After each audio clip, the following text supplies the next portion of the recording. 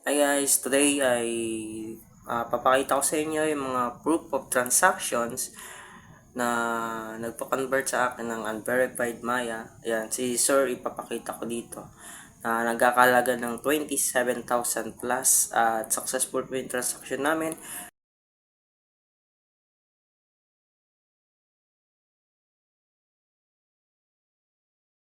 via video call ang process. Kung may mga balances po kayo dyan na hindi malabas sa Maya na dahil na wrong send or hindi pa verified yung account, yan.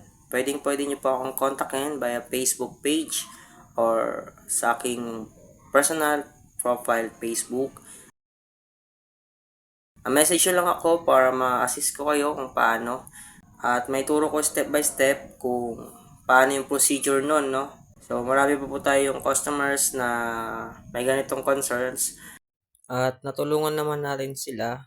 Ayan. Ayun po si Sir, nagpa-convert din.